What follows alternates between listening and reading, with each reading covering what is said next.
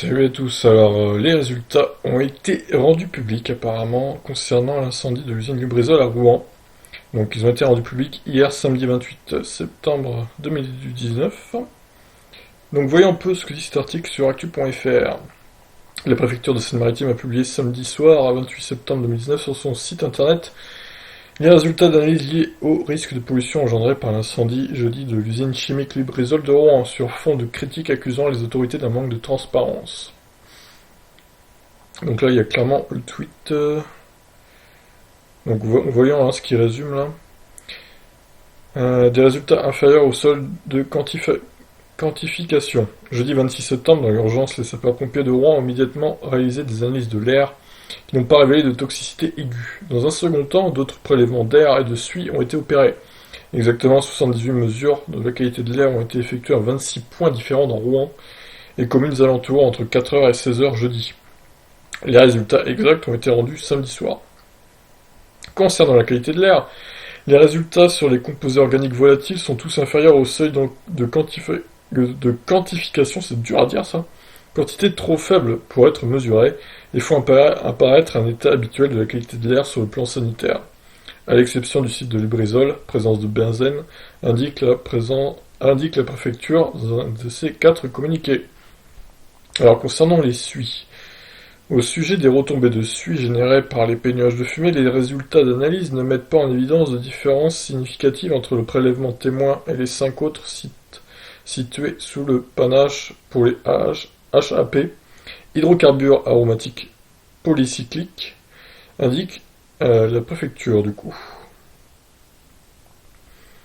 Donc, bon, a priori, il n'y aurait pas de danger, ce qu'ils disent, mais bon, ça reste quand même un nuage toxique, hein.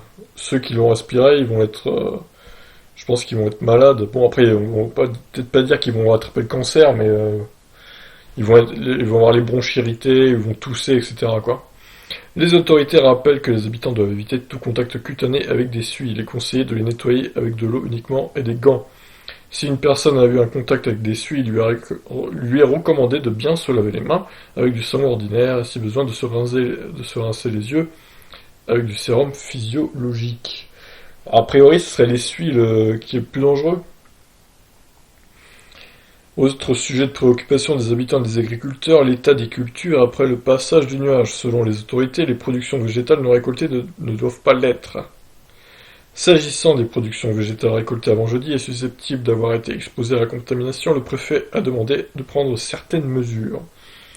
Ainsi, il est demandé que soit consigné sous la responsabilité de l'exploitant jusqu'à l'obtention de garanties sanitaires. Le lait collecté issu d'élevage dont les vaches étaient au pâturage depuis le jeudi, les œufs des élevages de plein air pondus et le miel collecté depuis jeudi, ainsi que les poissons d'élevage produits dans la zone concernée. Les autorités recommandent de ne pas consommer les fruits et légumes souillés par les suies, notamment dans les jardins familiaux. A l'inverse, s'agissant d'une pollution visible, les fruits et légumes non touchés peuvent être consommés, après avoir été lavés comme ordinaire, indique la préfecture. De plus, l'eau de pluie recueillie depuis le jour de catastrophe ne doit pas être utilisée. Ça paraît évident, quoi. D'autres résultats d'analyse sont attendus. Certaines mesures demandent un temps d'analyse long, et ils seront mis en ligne dès leur réception, précise la préfecture. Oups, je suis descendu un peu bas là. Le préfet a également annoncé qu'une cellule post-accident technologique prenant le relais de la cellule de crise a été mise en place. Elle est chargée d'assurer le suivi et la gestion des impacts sanitaires et environnementaux. Depuis l'incendie spectaculaire de l'usine classée Céveso seuil haut, des habitants de l'agglomération de Rouen, partis politiques, syndicats ou autres associations de défense de l'environnement ont demandé plus de transparence sur les conséquences de l'accident, qualifié samedi de catastrophe majeure par le préfet Pierre-Henri Durand. Plusieurs syndicats, dont la CGT et Solidaire, mais aussi des associations écologistes, Greenpeace, France Nature Environnement, ont appelé à manifester mardi à 18h devant le palais de justice de Rouen, exigeant une transparence complète. Fin de l'article donc. Bon, bah en gros, circuler, il n'y a rien à voir, tout va bien quoi. Voilà comment on peut résumer cet article. Donc là, c'est le communiqué qui a été résumé sur le site du coup.